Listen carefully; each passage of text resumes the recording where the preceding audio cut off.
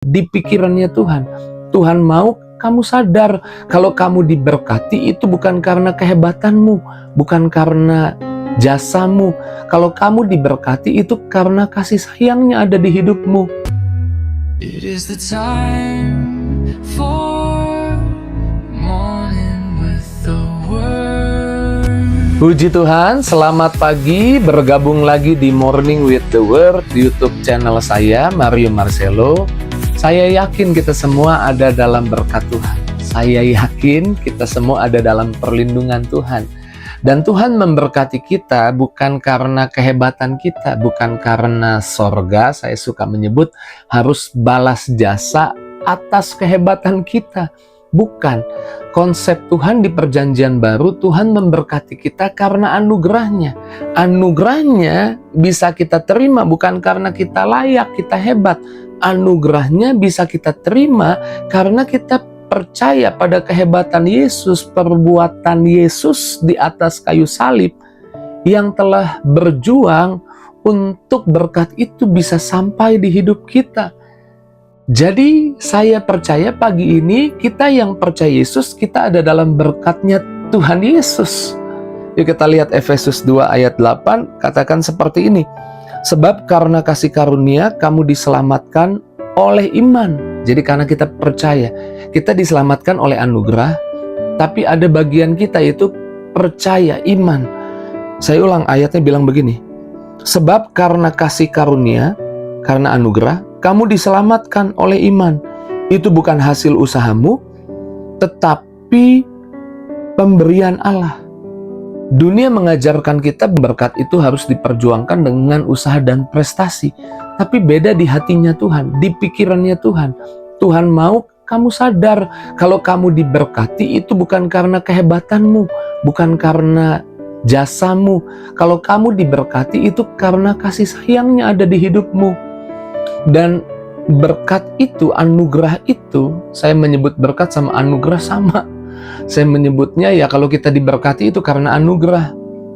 Dengar baik, berkat bukan hanya tentang uang ya. Berkat bukan hanya tentang kesuksesan secara materi, kesuksesan secara karir. Tapi berkat juga damai sejahtera, sukacita, bahagia, menang atas dosa, itu berkat. Saudara pikir menang atas dosa itu karena kehebatan dan kekuatanmu, bukan karena Tuhan melalui Roh Kudusnya menuntunmu. Kamu salah besar. Kalau kamu hidup baik, itu juga berkat.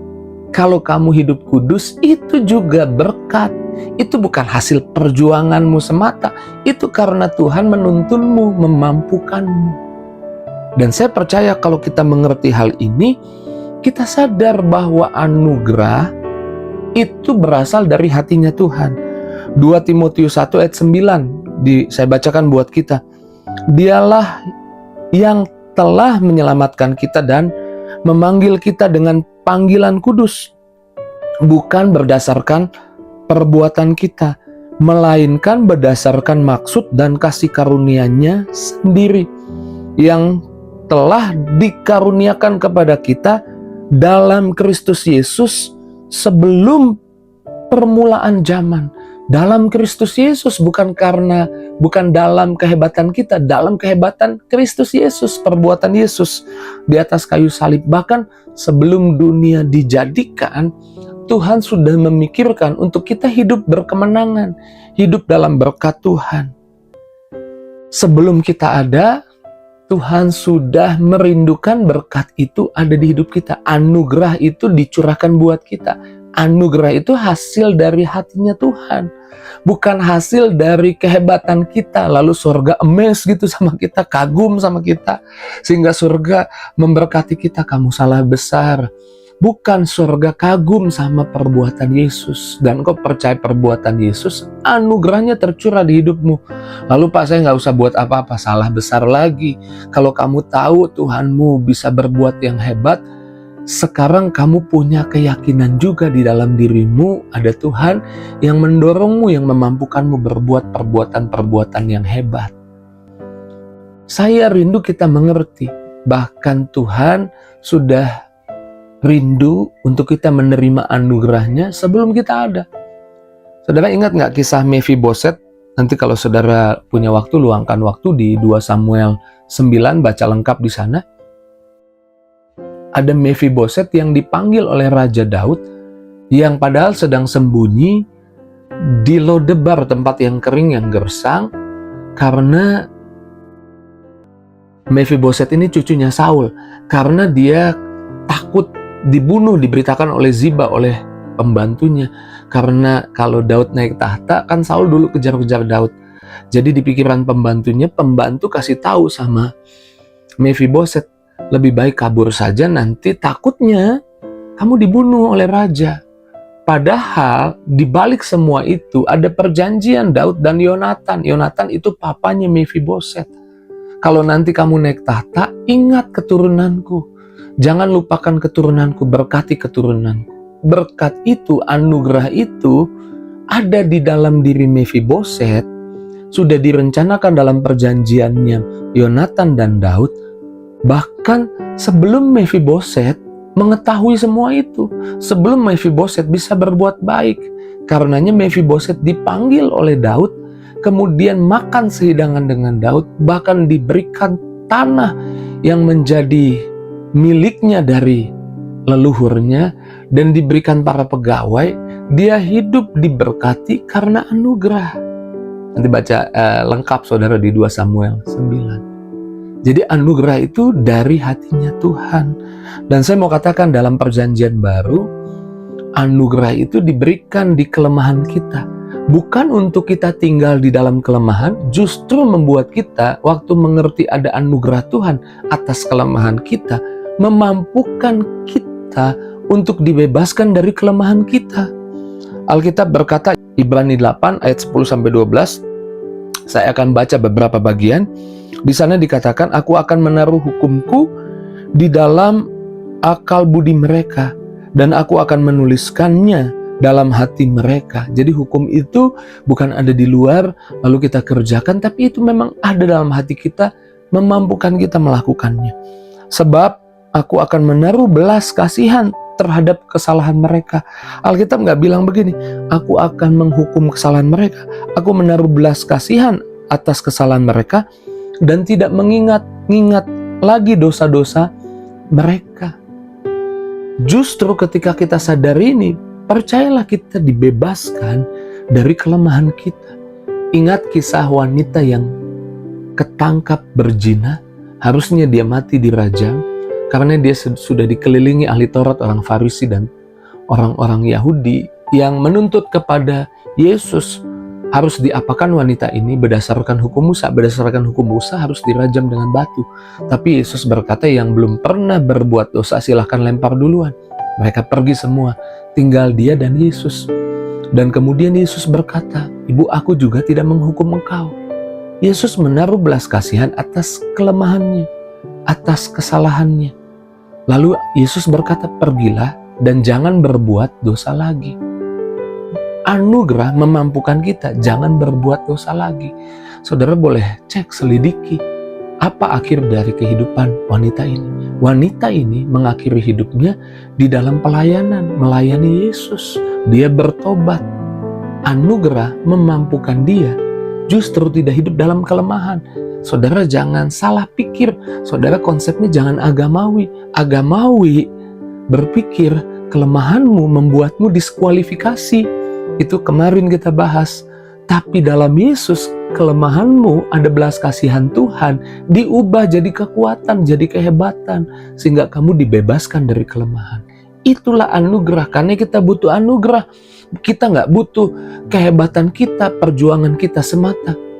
Kita butuh anugerah. Waktu kita dapat anugerah, kita bisa berjuang, tapi bukan dengan kekuatan kita.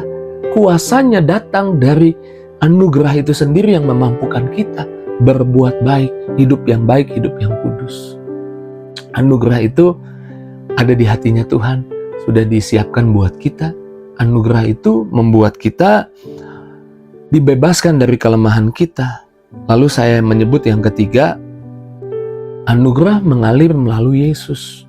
Anugerah mengalir melalui Yesus. Roma 8 ayat 32. Ia yang tidak menyayangkan anaknya sendiri, tetapi menyerahkannya bagi kita semua, bagaimanakah mungkin Ia tidak mengaruniakan segala sesuatu kepada kita bersama-sama dengan Dia? Wow, kalau Yesus dikasih buat kita, bukankah berkat-berkat lain juga bisa dikasih buat kita? Kalau Yesus saja diberikan untuk kita, bukankah kemampuan untuk menang atas kesalahan, menang atas dosa juga diberikan buat kita? Kalau Yesus saja diberikan buat kita, bukankah damai, sejahtera, sukacita juga pasti diberikan buat kita? Kalau Yesus saja diberikan buat kita, bukankah bukankah kesembuhan juga diberikan buat kita? Akankah Tuhan menahan-nahan berkatnya buat kita? Kalau Yesus saja tidak ditahan-tahan dan diberikan buat kita, apalagi yang kita perlu? Kalau Yesus saja diberikan buat kita, apalagi hidup yang bebas hutang? Bukankah akan terwujud di hidup kita? Yang percaya bilang amin. Amin. Karena kita harus ngerti konsepnya, bukan karena hebat kita, kuat gagah kita, tapi karena hebatnya Tuhan. Waktu kita menyadari karena hebatnya Tuhan itu hidup di dalam kita. Amin.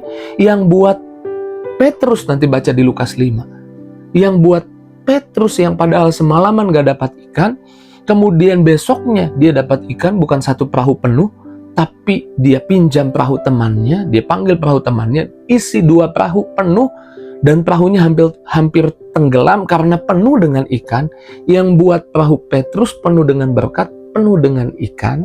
Ingat, berkat bukan cuma uang, berkat damai sejahtera, berkat kemampuan untuk menang atas masalah, berkat adalah kemampuan untuk setia, kemampuan untuk tahan uji, kemampuan untuk tidak dikalahkan dosa. Itu isinya seperahu penuh. Bahkan pinjam perahu temannya melimpah sampai mau tenggelam perahunya. Berkat itu ada bukan karena Yesus kagum sama Petrus, bukan karena Petrus berbuat yang hebat, yang dahsyat, yang membuat sorga punya utang sama Petrus. No, berkat itu tercurah karena anugerah. Kenapa bisa ada anugerah di perahunya Petrus? Karena Petrus kasih ruang untuk Yesus naik di perahunya. Itu yang membuat anugerah itu tercurah, menarik berkat. Dengar baik, saya ulang. Kenapa perahu Petrus penuh dengan ikan? Bukan karena Petrus hebat, Petrus dahsyat, lalu sorga kagum sama Petrus. No, tapi karena Petrus kasih ruang di perahunya untuk Yesus ada di situ, untuk anugerahnya datang. Yesus adalah anugerah dari surga buat kita untuk datang di perahunya Petrus. Izinkan anugerah ada di hatimu. Izinkan, jangan tolak anugerah. Izinkan ada di hatimu. Izinkan Yesus ada di hatimu. Izinkan anugerah itu ada di hati, di pikiranmu. Dan lihatlah, anugerah itu menyebabkan perahumu penuh dengan ikan, penuh dengan berkat, penuh dengan hikmat, penuh dengan kuasa. Amin. Anugerah memang seringkali terlihat buat orang dunia tidak adil, tapi saya menyebutnya anugerah itu lebih daripada adil. Yohanes 1 ayat 16, karena dari kepenuhannya kita semua telah menerima kasih karunia demi kasih karunia. Karena kepenuhannya kita semua menerima anugerah demi anugerah. Puji Tuhan, mari kita bersyukur, kita doa. Terima kasih Tuhan buat firman-Mu yang mengingatkan kami kalau kami boleh ada sebagaimana kami ada, bukan karena hebat, kuat, gagah, perjuangan, usaha kami, tapi karena anugerah-Mu, karena Yesus tinggal dalam kami. Berkati anak-anak-Mu satu persatu, jangan ada yang terlewat. Jamah setiap pribadi yang butuh kesembuhan, tercurah kesembuhan. Yang butuh berkat ekonomi, tercurah berkat ekonomi. Bahkan setiap harapan dan doa tidak diabaikan Tuhan, tapi dikabulkan Tuhan. Dalam nama Yesus kami bersyukur, kami berdoa, haleluya. Sama-sama kita katakan, amin. Kalau saya diberkati bukan karena sorga kagum sama saya, tapi kagum sama perbuatan Yesus di atas kayu salib, dan itu yang membuat saya diberkati Tuhan. Jika itu yang jadi responmu, tulis di kolom komentar. Dan jangan lupa bagikan link Morning with the Word di pagi ini kepada teman, sahabat, keluargamu. Terus maju dalam Tuhan, Tuhan berkati. See you!